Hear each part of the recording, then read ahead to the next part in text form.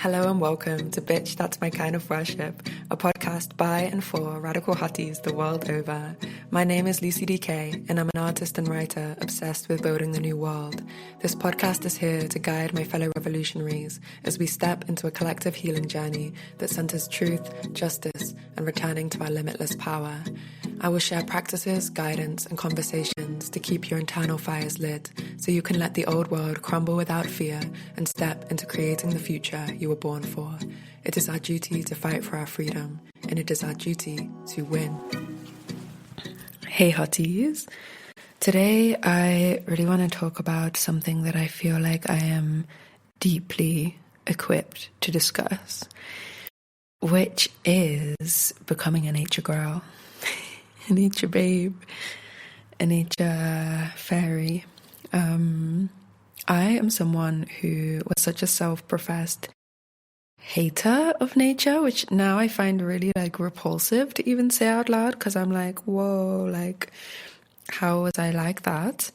And I think it just goes to show what our culture can really do, but also what can be true for us ancestrally and in our bodies, because I used to really hate being in nature, and now that I've connected to nature more deeply over the last couple of years and I've kind of almost gone on my own healing journey with nature, I was prompted to reflect on how that had happened when my sister actually asked me that question. When we were in nature the start of this new year, and we were in this beautiful forest in Cape Town, and she was like, how did you get here? Because remember when we were young and you just hated being in nature, and now I'm the person wanting to go deep into the forest and hike the mountain and swim in the ocean. And yeah, it just made me take stock of what a journey I've been on in regards to my relationship with the elements and coming into connection with the elements over these past couple of years. And so I wanted to talk about it, how I went from being somebody who, as a teenager and young child, I remember especially as a teenager, it kind of being this running joke in my family that I hated walking. And I think to put this in context of where I lived as well, it's I lived in a town, and we were really lucky and blessed to have nature behind our house growing up. There were these woods, which was actually quite unusual for the place we lived.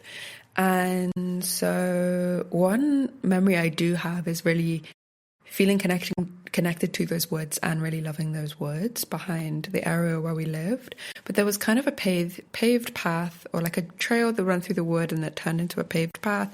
And it's there was one loop, and I knew that walk and I knew where to go, and I felt safe.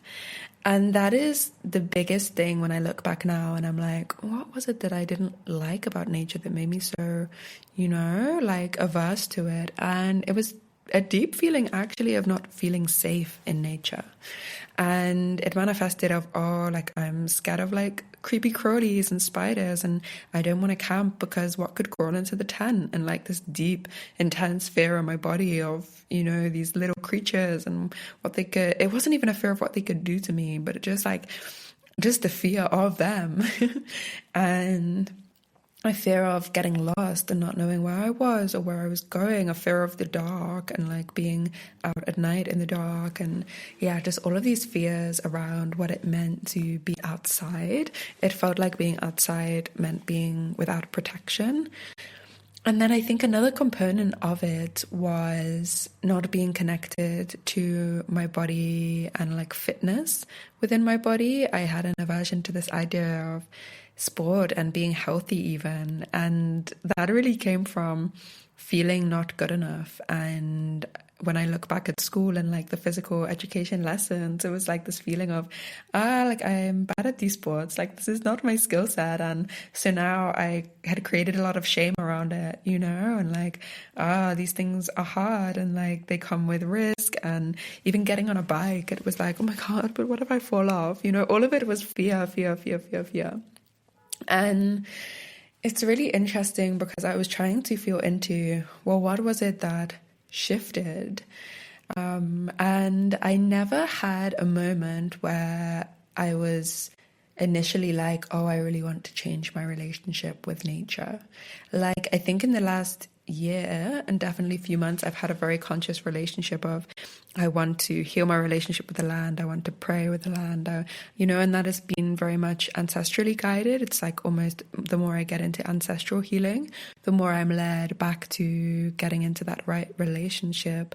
And the more I started to channel as well, the more comfortable I became in nature and the more I started to revere nature because of the energy and just the pure song that I felt coming through me that I knew was coming from nature in some way. So there was that. But before that, my relationship with nature had already started to change. And actually, when I look back and I reflect on it, it was so connected to my spiritual journey.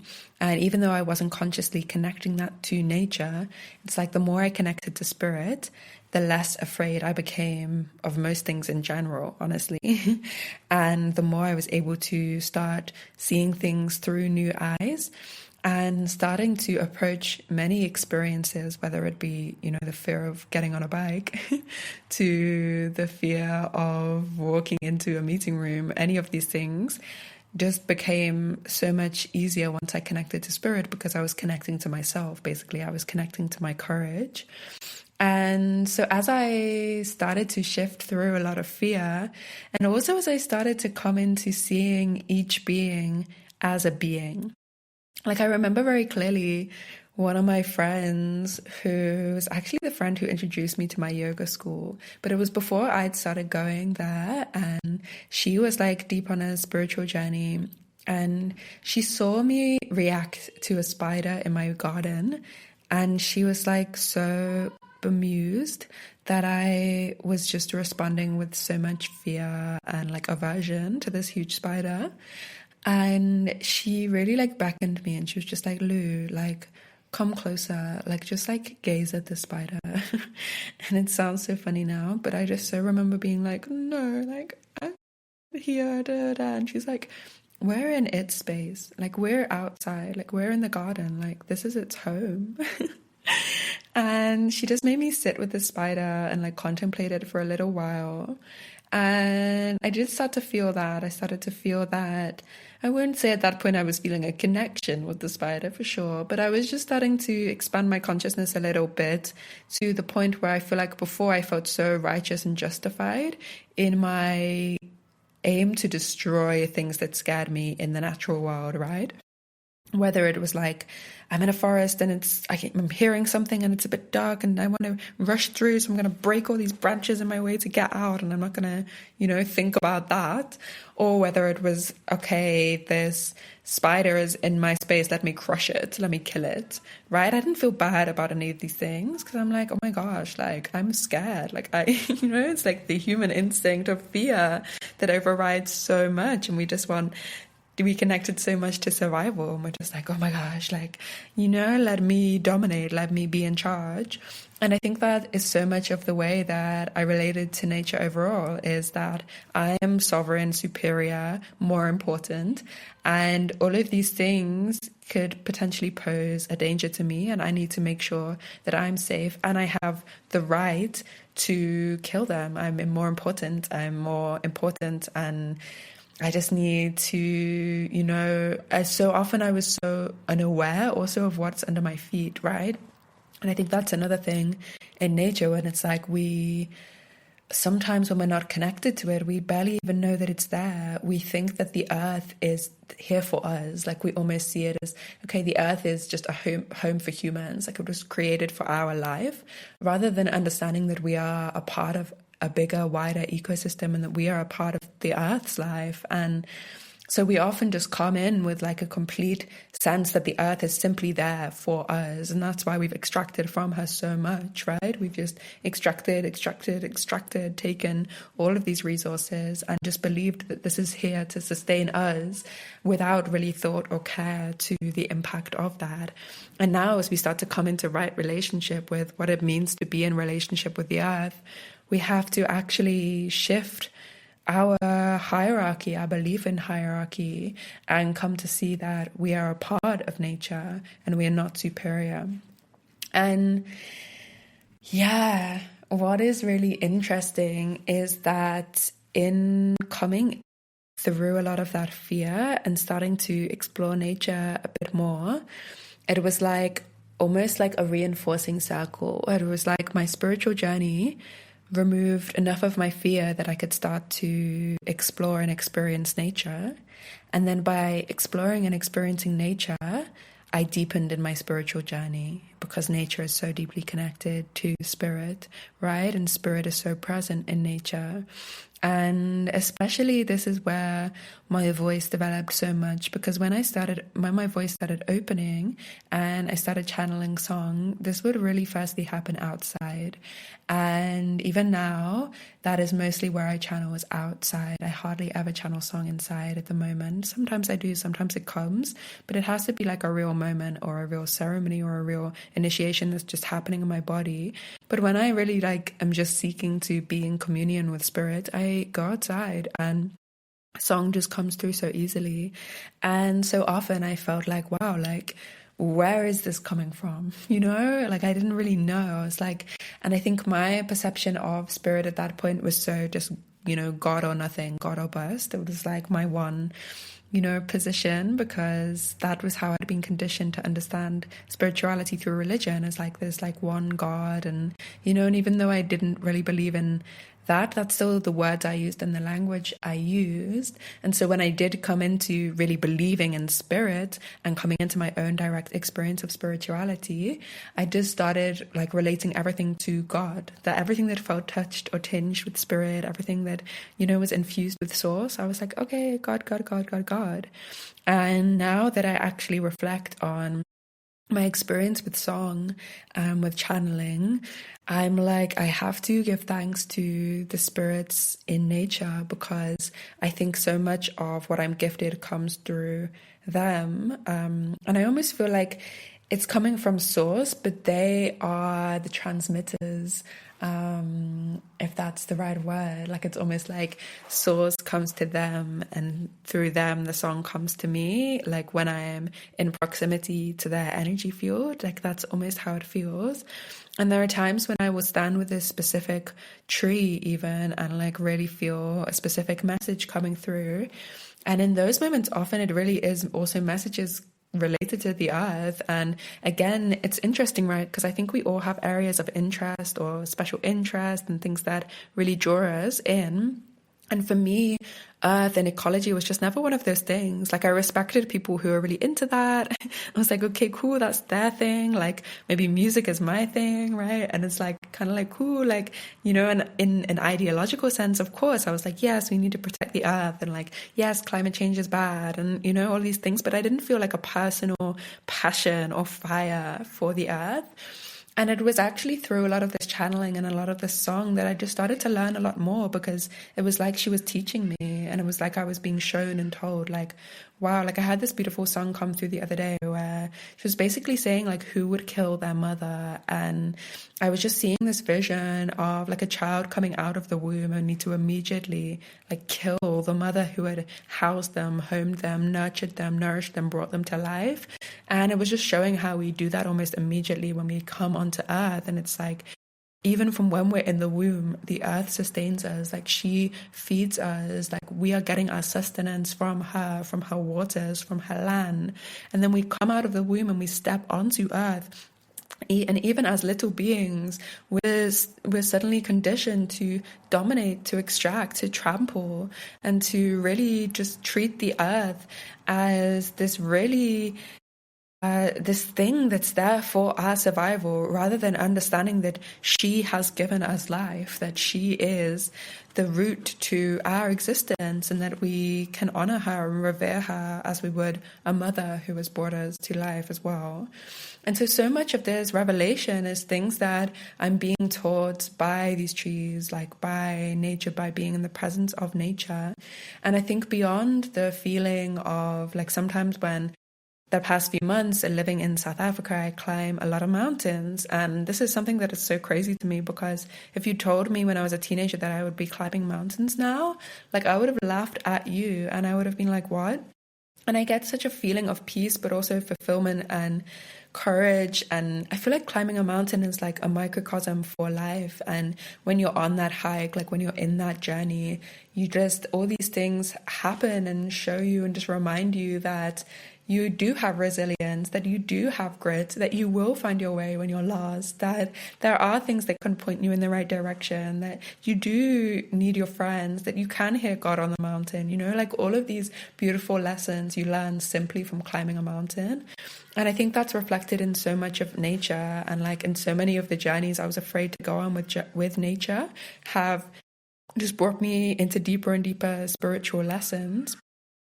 And something that is really clear and evident to me now is that nature holds a lot of power and a lot of secrets and a lot of magic. And even as I come deeper into my ancestral lineage, especially on the side of my Shona ancestry in Zimbabwe, what I'm feeling into a lot is actually the presence of the water spirits. And this is something I didn't know about. And I'd been feeling that when I'd been in South Africa this past few months, I'd been having lots of initiations in the ocean. And part of me just felt like, well, that's just because I'm just in the ocean a lot here and I love the ocean. But it was like then there was almost a couple of weeks where I would be going into the ocean, and every time I would be going in, I would just be having this deep spiritual initiation. And it was like grief, it was like tears, it was like being cleansed in the water. It was like being brought to prayer, being brought to just deep crying and praising and rejoicing, and totally unprompted and totally unplanned. It would just be coming over me, and I would just know like, wow. And I would have deep intuition and deep knowings come to me in this ocean and in this water as well. And I really hadn't understood that, but I just felt like, okay, it's just like, you know, the beauty of nature, like when you just have a numinous experience, right? But I was feeling a lot of song come through the water as well. And when I'd come to the forest, I hadn't been in the ocean for a little while. And I went actually to like the water side of this lagoon where the ocean like runs into one day. Like I had managed to get a ride like into the town, which is like by the coast. So I was like standing by this water, and immediately all this song starts coming through. And a lot of the song and knowing and vision that I get in water is very much related to my lineage and my ancestry, and especially as it pertains to liberation on the African side and understanding a lot of the ways I'd been colonized and like coming through a lot of this. And there was this real like seed of rebellion and also seed of cleansing and healing and peace and all of these things coming through the water. And it was so interesting because I, as part of my initiations in the forest, had been really coming into understanding whether I wanted to go deeper into understanding my ancestral tradition through a more traditional initiation, because I kept feeling like I was having a call from my ancestors to explore this tradition deeper.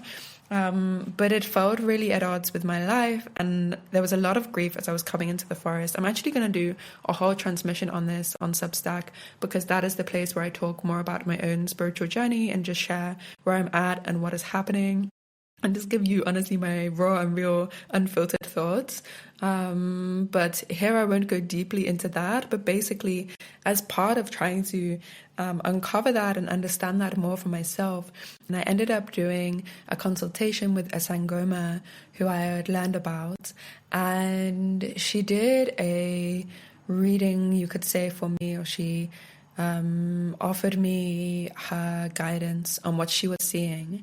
And she immediately told me, without me mentioning anything that I'd been experiencing, I'd just been saying, look, I'm trying to explore and understand this path. Like, I just want you to, guide me. But she was immediately like, oh, like, your gift is with the water spirits.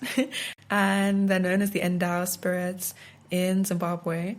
And she was like, yeah, like, this is, very common. Like, the gift, like, comes through song. I'm like, what? Yes, this is, this is what I'm experiencing.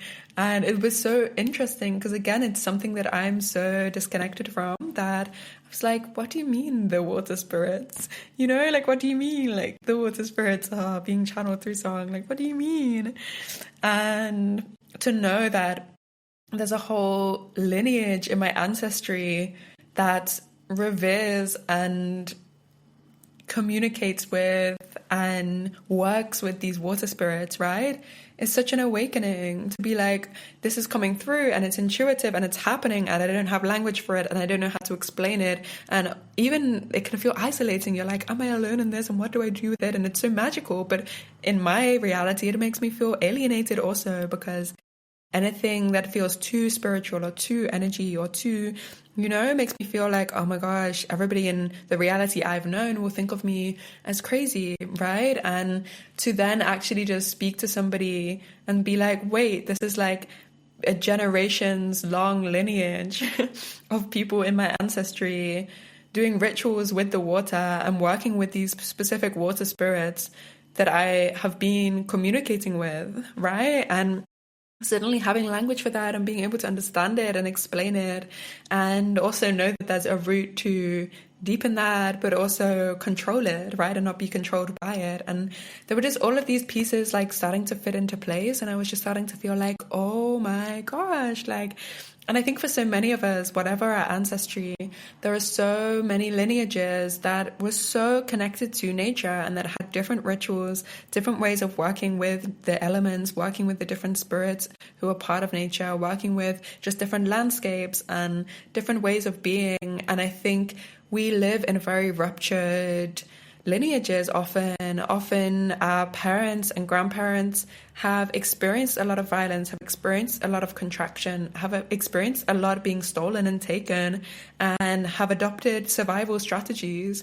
And now we are almost filling the gap or looking to fill the gap of the things that have been lost and the things that we've been made to be afraid of, right, over these generations. And this wisdom that our people had that was so terrifying to the colonizer, and that's also part of my lineage, but that power was so scary. And I think that's also why there's half of me that is always so skeptical and always so averse and always so repulsed in a way by spirits or this speak of spirit, is because the colonizer side of my lineage and myself and the rational, like more European side is like, ooh, like this doesn't make sense. Like you're crazy. That's stupid. Like why do you think like that? Da da da da da. Like you can't see that. That's not real. And then the other side of my lineage, when I deeply connect to it, is suddenly like, this has been real for generations. Like, this has been powerful for hundreds and thousands of years. Like, and you're going to let them tell you that? Like, you're going to let them take your power? And so it's like this internal battle, this internal war. But what I will say is that in coming into nature is the best and deepest and clearest time when that internal war is completely alchemized, is completely calm, is completely brought into unity.